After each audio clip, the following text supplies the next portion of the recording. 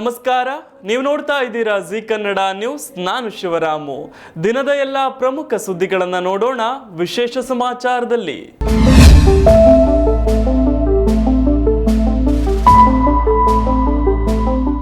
ದೊಡ್ಡ ಇತಿಹಾಸ ಹೊಂದಿರೋ ರಾಜ್ಯ ರಾಜಧಾನಿಯ ಐತಿಹಾಸಿಕ ಕರಗ ನೋಡೋದೆ ಕಣ್ಣಿಗೆ ಹಬ್ಬ. ಬೆಂಗಳೂರು ಕರಗ ಶಕ್ತಿಯೋತ್ಸವಕ್ಕೆ ಕೌಂಟ್ ಡೌನ್ ಶುರುವಾಗಿದೆ. ಹಸಿ ಕರಗ ಬಹಳ ಅದ್ದೂರಿಯಾಗಿ ನಡೆದಿದ್ದು, ಇಂದು ರಾತ್ರಿ ನಡೆಯೋ ಹೂವಿನ ಕರಗಕ್ಕೆ ಕ್ಷಣಗಣನೆ ಆರಂಭವಾಗಿದೆ. ಬಿಬಿಎಂಪಿ ಮುಖ್ಯ ಕಚೇರಿಯಲ್ಲಿರುವ ಆದಿಶಕ್ತಿ ದೇವಸ್ಥಾನದಲ್ಲಿ ಪೂಜೆಯ ಬಳಿಕ ಹಸಿ ಕರಗ ಧರ್ಮರಾಯಸ್ವಾಮಿ ದೇವಾಲಯ ತಲುಪಿದ್ದು, ಅಲ್ಲಿ ಪೂಜೆ ನಡೆದಿದೆ. ರಾತ್ರಿಯೆಲ್ಲ ದ್ರೌಪದಿ ದೇವಿಗೆ ಹಾಡಿನ ರೂಪದಲ್ಲಿ ಪೊಂಗಲ್ ಸೇವೆ ಸಲ್ಲಿಸಲಾಗಿದೆ.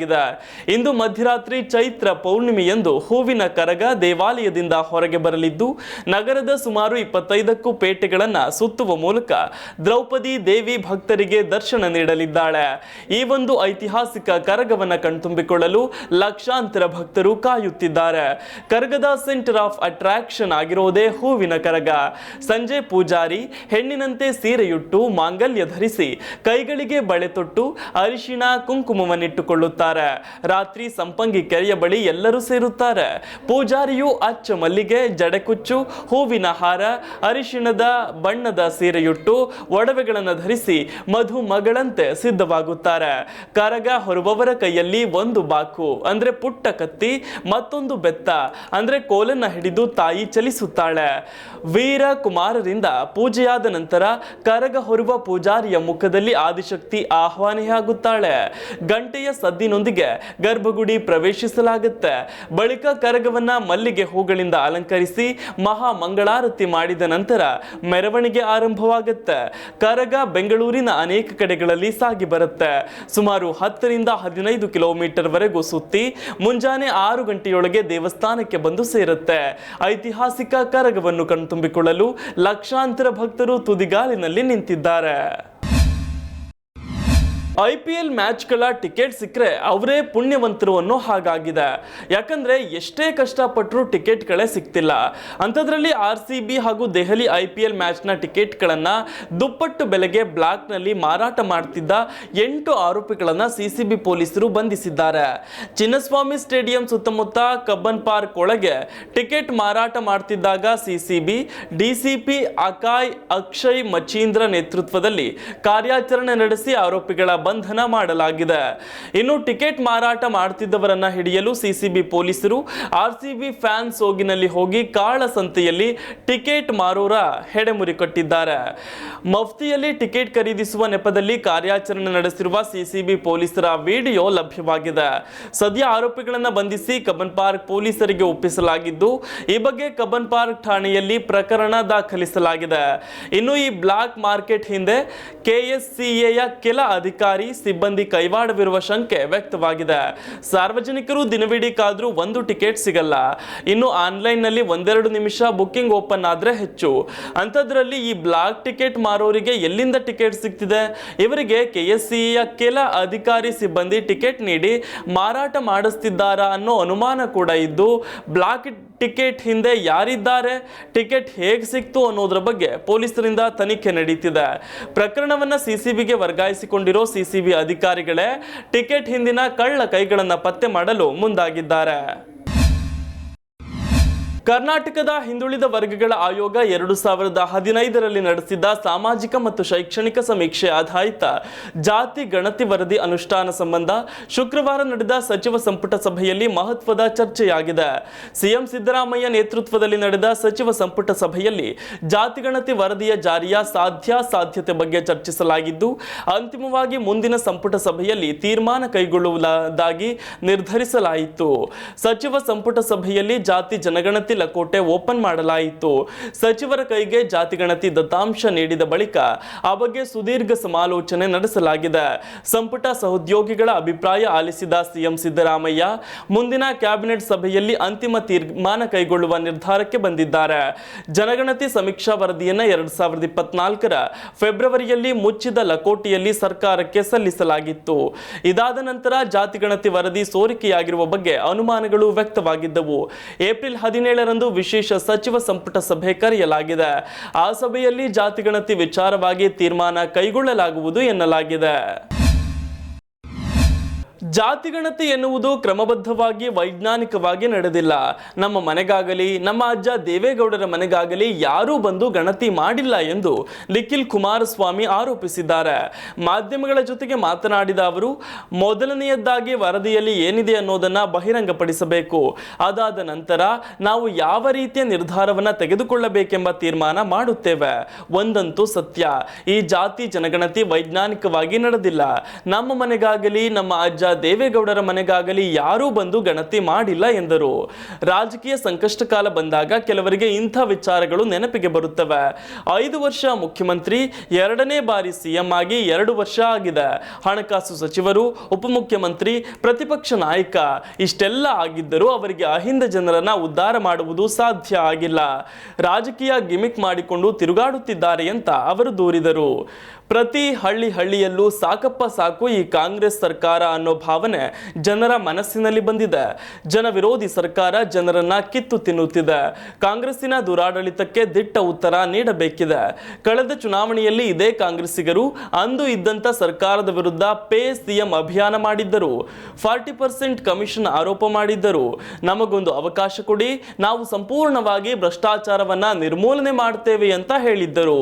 ಈಗ ಭ್ರಷ್ಟಾಚಾರ ಅನ್ನೋದು ಯಾವ ಹಂತಕ್ಕೆ ತಲುಪಿದೆ ಎಂದ್ರೆ ಪರ್ಸೆಂಟೇಜ್ ಅನ್ನೋದಕ್ಕೆ ಲಿಮಿಟೇಷನ್ ಇಲ್ಲ, ಲಿಮಿಟೇಷನ್ ಮೀರಿ ಹೋಗಿದೆ ಅಂತ ಅವರು ಆರೋಪಿಸಿದ್ರು. ಬಿಜೆಪಿ ಮುಸ್ಲಿಮರ ವಿರೋಧಿಯಲ್ಲ, ಆದರೆ ದೇಶದ್ರೋಹಿಗಳ ವಿರೋಧಿ ಎಂದು ಬಿಜೆಪಿ ರಾಜ್ಯಾಧ್ಯಕ್ಷ BY ವಿಜಯೇಂದ್ರ ಹೇಳಿದ್ರು. ಜನಾಕ್ರೋಶ ಯಾತ್ರೆಯ ಸಂದರ್ಭದಲ್ಲಿ ಮಾತನಾಡಿದ ಅವರು, 2025ರ ರಾಜ್ಯ ಬಜೆಟ್ ಮಂಡಿಸಿದ ದಿನದಂದು ಮುಸ್ಲಿಂ ತುಷ್ಟೀಕರಣ ನೀತಿಯನ್ನ ಅಂಗೀಕರಿಸಲಾಗಿದೆ. ಬಿಜೆಪಿ ಮುಸ್ಲಿಮರ ವಿರೋಧಿ ಅಲ್ಲ, ಆದರೆ ದೇಶದ್ರೋಹಿಗಳ ವಿರೋಧಿ. ವಿಧಾನಸೌಧದಲ್ಲಿ ಪಾಕಿಸ್ತಾನ ಪರ ಘೋಷಣೆಗಳನ್ನು ಕೂಗಿದ ಜನರನ್ನ ರಾಜ್ಯ ಸರ್ಕಾರ ಗೌರವಿಸಿತ್ತು. ಸ್ವರಕ್ಷಣೆಗಾಗಿ ಸರ್ಕಾರವು ಮುಸ್ಲಿಂ ಮಹಿಳೆಯರಿಗಾಗಿ ಸಾವಿರಾರು ಕೋಟಿ ರೂಪಾಯಿಗಳನ್ನ ಖರ್ಚು ಮಾಡ್ತಿದೆ. ಆದರೆ ಮುಸ್ಲಿಂ ಮಹಿಳೆಯರಿಗಿಂತ ಹಿಂದೂ ಮಹಿಳೆಯರಿಗೆ ಆತ್ಮರಕ್ಷಣೆಯ ಹೆಚ್ಚಿನ ಅಗತ್ಯವಿದೆ ಅಂತ ಹೇಳಿದ್ರು. ಪ್ರತಿ ಮುಸ್ಲಿಂ ಹುಡುಗಿಯ ವಿವಾಹಕ್ಕೆ 50,000 ರೂಪಾಯಿಗಳ ಮೊತ್ತವನ್ನು ನೀಡೋದಾಗಿ ಭರವಸೆ ನೀಡಲಾಗಿದೆ ಮತ್ತು ಮೌಲ್ವಿಗಳಿಗೆ ಹೆಚ್ಚಿನ ಸಂಭಾವನೆ ನೀಡಲಾಗುವುದು ಎಂದು ಭರವಸೆ ನೀಡಲಾಗಿದೆ. ಆದರೆ ಹಿಂದೂಗಳ ಬಗ್ಗೆ ಯಾವುದೇ ಪ್ರಸ್ತಾಪವಿಲ್ಲ. ಮುಸ್ಲಿಮರು ನಿಮಗೆ ಮತ ಹಾಕಿದ್ದರಿಂದ ಮಾತ್ರ ನೀವು ಮುಖ್ಯಮಂತ್ರಿಯಾದಿರಾ? ಈ ರೀತಿಯಾಗಿ ಪ್ರಶ್ನಿಸಿದ್ದಾರೆ. ರಾಜ್ಯದಲ್ಲಿನ ಭ್ರಷ್ಟಾಚಾರದ ವಿಚಾರ ಪ್ರಸ್ತಾಪಿಸಿದ ಅವರು, ವಾಲ್ಮೀಕಿ ನಿಗಮ ಮಂಡಳಿಯ ಹಣವನ್ನ ತೆಲಂಗಾಣಕ್ಕೆ ವರ್ಗಾಯಿಸಲಾಗಿದ್ದು ಅಲ್ಲಿ ಹಣವನ್ನ ಚುನಾವಣೆಗೆ ಬಳಸಲಾಯಿತು. ಸಾವಿರಾರು ಖಾತೆಗಳನ್ನು ರಚಿಸಿ ಹಣವನ್ನ ವರ್ಗಾಯಿಸಲಾಗಿದೆ. ಹಣವು ರಾಜ್ಯದಿಂದ ಹೊರಹೋಗಿದೆ. ಸಚಿವರ ಪಾತ್ರವಿಲ್ಲದೆ ಇದು ಸಾಧ್ಯವಿಲ್ಲ. ರಾಜ್ಯದ ಹಣಕಾಸು ಸಚಿವರೂ ಆಗಿರುವ ಸಿಎಂ ಬೆಂಬಲವಿಲ್ಲದೆ ಇದು ಹೇಗೆ ಸಾಧ್ಯವಾಯಿತು ಅಂತ ಪ್ರಶ್ನಿಸಿದ್ರು. ಯಡಿಯೂರಪ್ಪ ಸಿಎಂ ಆಗಿದ್ದಾಗ ರಾಜ್ಯವು ಅಭಿವೃದ್ಧಿಯಲ್ಲಿ ಗುಜರಾತ್ ನಂತರದಲ್ಲಿತ್ತು. ಈಗ ಭ್ರಷ್ಟಾಚಾರದಲ್ಲಿ ಕರ್ನಾಟಕ ನಂಬರ್ 1 ಆಗಿದೆ. ಇದನ್ನ ಮುಖ್ಯಮಂತ್ರಿಯ ಆರ್ಥಿಕ ಸಲಹೆಗಾರ ಬಸವರಾಜ ರಾಯರೆಡ್ಡಿ ಅವರೇ ಸ್ವತಃ ಹೇಳಿದ್ದಾರೆ ಅಂತ ವ್ಯಂಗ್ಯವಾಡಿದ್ರು. ದಲಿತರನ್ನು ಬಿಟ್ಟು ದಲಿತರ ಕೇರಿಗೆ ಡಂಗೂರ ಸಾರಿಸದೆ ಊರ ಜಾತ್ರೆ ಮಾಡಲು ಹೊರಟಿದ್ದ ಊರಿನ ಸವರ್ಣೀಯರ ನಡವಳಿಕೆಯನ್ನು ಖಂಡಿಸಿ ತುಮಕೂರು ಜಿಲ್ಲೆ ತುರುವೇಕೆರೆ ತಾಲೂಕಿನ ಕುಣಿಕೇನಹಳ್ಳಿಯ ದಲಿತ ಸಮುದಾಯದವರು ತಹಶೀಲ್ದಾರ್ ಅವರಿಗೆ ಮನವಿ ಸಲ್ಲಿಸಿದ್ರು. ಕಳೆದ 3-4 ದಿನಗಳಿಂದಲೂ ದಲಿತರು ಹಾಗೂ ಸವರ್ಣೀಯರ ನಡುವಿನ ಜಗಳ ಬೂದಿ ಮುಚ್ಚಿದ ಕೆಂಡದಂತಾಗಿತ್ತು. ಈ ಬಗ್ಗೆ ಎಚ್ಚೆತ್ತ ತುಮಕೂರು SP ಅಶೋಕ್ KV ತಕ್ಷಣ ಇಲಾಖೆಯ ಮೇಲಧಿಕಾರಿಗಳನ್ನ ಗ್ರಾಮಕ್ಕೆ ಕಳಿಸಿ ಗ್ರಾಮದಲ್ಲಿ ಶಾಂತಿ ನೆಲೆಸುವಂತೆ ಮಾಡಿದ್ದಾರೆ. ಜೊತೆಗೆ ದಲಿತರು ಜಾತ್ರೆಯಲ್ಲಿ ಭಾಗಿಯಾಗೋದು ಬೇಡ ಅಂತ ಹಠ ಹಿಡಿದು ಕುಳಿತಿದ್ದ ಸವರ್ಣೀಯರಿಗೆ ಕಾನೂನಿನ ಚಾಟಿ ಬೀಸಿ ಗ್ರಾಮದಲ್ಲಿ ಒಂದು ಕಮಿಟಿ ರಚಿಸಿ ಆ ಕಮಿಟಿಯಲ್ಲಿ 7 ಜನ ದಲಿತರಿಗೆ ಸದಸ್ಯತ್ವ ಕೊಡಿಸಿ ಎಲ್ಲರೂ ಒಟ್ಟಿಗೆ ಜಾತ್ರೆ ಮಾಡುವಂತೆ ತಾಕೀತು ಮಾಡಿದ್ದಾರೆ. ವಾರಣಾಸಿಯಲ್ಲಿ ಇಂದು ಸಾರ್ವಜನಿಕ ರ್ಯಾಲಿಯನ್ನು ಉದ್ದೇಶಿಸಿ ಮಾತನಾಡಿದ ಪ್ರಧಾನಿ ನರೇಂದ್ರ ಮೋದಿ ವಿರೋಧ ಪಕ್ಷಗಳನ್ನು ತೀವ್ರವಾಗಿ ಟೀಕಿಸಿದ್ದಾರೆ. ವಾರಣಾಸಿಯಲ್ಲಿ 3,880 ಕೋಟಿ ರೂಪಾಯಿ ಮೌಲ್ಯದ 44 ಯೋಜನೆಗಳಿಗೆ ಶಂಕುಸ್ಥಾಪನೆ ನೆರವೇರಿಸಿದ ನಂತರ ಮಾತನಾಡಿದ ಪ್ರಧಾನಿ, ಅಧಿಕಾರ ಪಡೆಯುವತ್ತ ಗಮನ ಹರಿಸಿದ ಪಕ್ಷಗಳು ಮುಖ್ಯವಾಗಿ ತಮ್ಮ ಕುಟುಂಬಗಳನ್ನು ಉತ್ತೇಜಿಸುವತ್ತ ಕಾಳಜಿ ವಹಿಸುತ್ತಿವೆ. ನಮ್ಮದು ಸಬ್ಕಾ ಸಾಥ್ ಸಬ್ಕಾ ವಿಕಾಸ್ ಎಂಬ ಮಂತ್ರವಾದರೆ ವಿರೋಧ ಪಕ್ಷಗಳದ್ದು ಪರಿವಾರ್ ಕಾ ಸಾಥ್ ಪರಿವಾರ್ ಕಾ ವಿಕಾಸ್ ಅನ್ನೋದು ಮಂತ್ರವಾಗಿದೆ. ನಮ್ಮ ಸರ್ಕಾರವು ಎಲ್ಲರನ್ನ ಒಳಗೊಳ್ಳುವ ಪ್ರಗತಿಯ ಕಲ್ಪನೆಯ ಮೂಲಕ ಎಲ್ಲ ವರ್ಗದ ಜನರ ಅಭಿವೃದ್ಧಿಗೆ ಕೆಲಸ ಮಾಡಲು ಬದ್ಧವಾಗಿದೆ ಎಂದು ಹೇಳಿದ್ದಾರೆ. ಕೆಲವು ರಾಜಕೀಯ ಗುಂಪುಗಳು ಸಾರ್ವಜನಿಕ ಸೇವೆಗಿಂತ ಅಧಿಕಾರದ ಮೇಲೆ ಹೆಚ್ಚು ಗಮನ ಹರಿಸುತ್ತವೆ. ಕೇವಲ ಅಧಿಕಾರವನ್ನು ಪಡೆದುಕೊಳ್ಳಲಿಕ್ಕಾಗಿ ಹಗಲಿರುಳು ಆಟವಾಡುವವರು. ಅವರ ತತ್ವ ಪರಿವಾರ್ ಕಾ ಸಾಥ್ ಪರಿವಾರ್ ಕಾ ವಿಕಾಸ್ ಎಂಬುದಾಗಿದೆ ಎಂದು ಮೋದಿ ಹೇಳಿದ್ರು. ಭಾರತ ಅಭಿವೃದ್ಧಿ ಮತ್ತು ಪರಂಪರೆ ಎರಡನ್ನೂ ಒಟ್ಟಿಗೆ ತೆಗೆದುಕೊಂಡು ಮುಂದುವರಿಯುತ್ತಿದೆ. ನಮ್ಮ ಕಾಶಿ ಇದಕ್ಕೆ ಅತ್ಯುತ್ತಮ ಮಾದರಿಯಾಗುತ್ತಿದೆ. ಭಾರತದ ಆತ್ಮವು ಅದರ ವೈವಿಧ್ಯತೆಯಲ್ಲಿ ನೆಲೆಸಿದೆ. ಕಾಶಿ ಅದರ ಅತ್ಯಂತ ಸುಂದರ ನಿದರ್ಶನವಾಗಿದೆ. ಈ ರೀತಿಯಾಗಿ ಮೋದಿ ಹೇಳಿದ್ರು. ವಾರಣಾಸಿಯಲ್ಲಿ ಪ್ರಧಾನಿ ಮೋದಿ 3,880 ಕೋಟಿ ರೂಪಾಯಿ ಮೌಲ್ಯದ 44 ಯೋಜನೆಗಳನ್ನು ಉದ್ಘಾಟಿಸಿ ಶಂಕುಸ್ಥಾಪನೆ ಮಾಡಿದ್ರು. ಕಳೆದ 10 ವರ್ಷಗಳಲ್ಲಿ ಬನಾರಸ್ ಅಭಿವೃದ್ಧಿ ಹೊಸ ವೇಗವನ್ನು ಪಡೆದುಕೊಂಡಿದೆ. ಇಂದು ಕಾಶಿ ಪ್ರಾಚೀನವಲ್ಲ, ಅದು ಪ್ರಗತಿಪರವೂ ಆಗಿದೆ. ಕಾಶಿಯ ಪ್ರೀತಿಗೆ ನಾನು ಋಣಿಯಾಗಿದ್ದೇನೆ. ಕಾಶಿ ನನ್ನದು ಮತ್ತು ನಾನು ಕಾಶಿಗೆ ಸೇರಿದವನು ಎಂದು ಮೋದಿ ಹೇಳಿದ್ದಾರೆ.